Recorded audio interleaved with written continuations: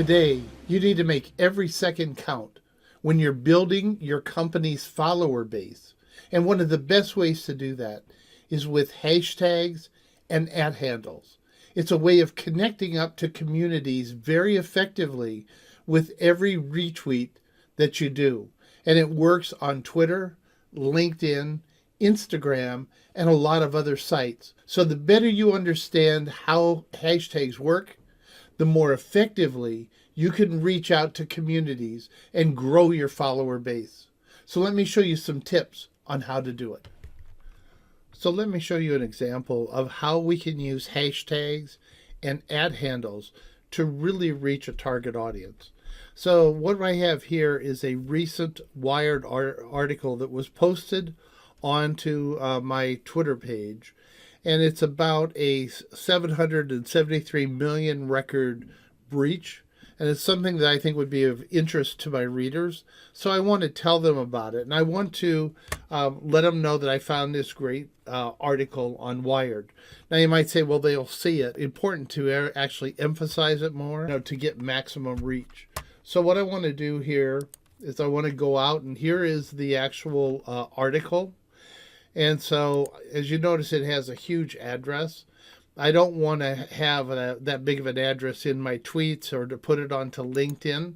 So I'm going to shorten it and also track it. So I copy that. I go over to is good, do the drop down, click on log statistic, and actually paste in the address. All right, so I now have the pasted in address. Now I can create a custom tailored one. This is on safety and privacy. Call it massive privacy breach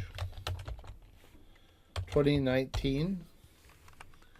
I then click on shorten. And so now it's gone and it's created this shortened link that I can use.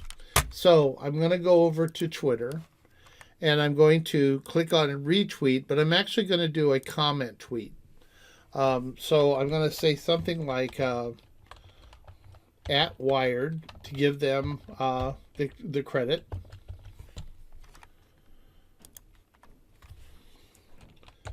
Has a great article on, and so I'm going to put in a hashtag here. So let's put in a consumer privacy and see if that is something that people are using. No, as you see, it isn't.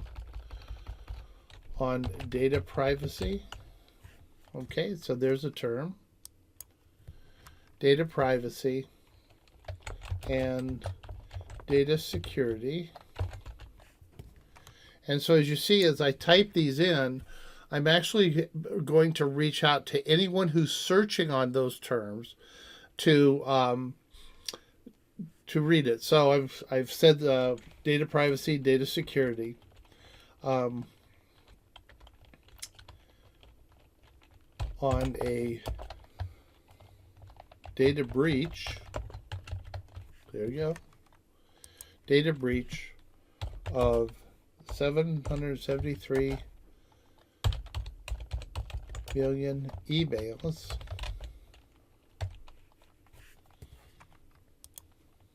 with, and let me double check to make sure, Equifax. So I can put that in there.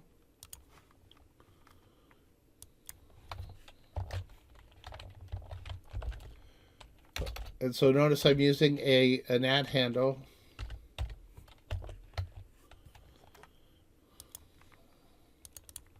Let's say add Equifax.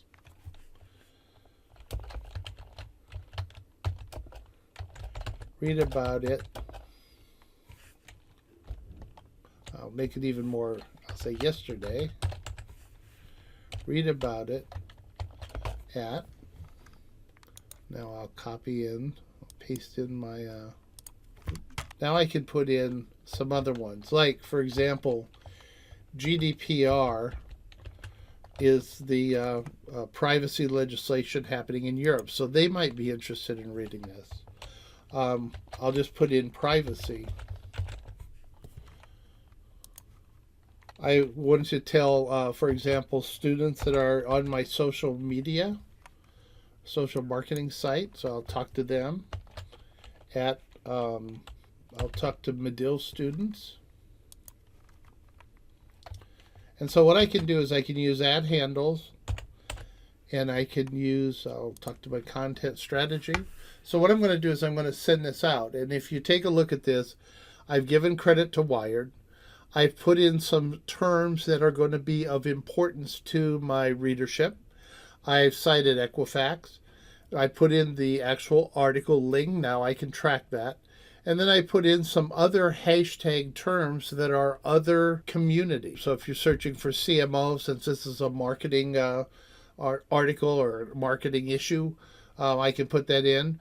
And so the key is that for this one investment of time, I'm taking an article that I wanted to filter and focus on, and I wanted to take it out to my community. And what I've done is I've used a lot of hashtags to reach out to communities well beyond Wired, an important interest in this particular topic. And I'm also reaching out to different communities that I think might be interested in what I found. And so it's a way of amplifying the work of Wired, giving out curated content, and doing it in a way that is really interesting to the readership and to really get to as many followers as I can, but also to grow my follower base as much as I want. So in summary, your audiences are looking for information, but they want reliable information. So they're going to seek out an influencer or an expert who can give them the relevant, timely information that they need.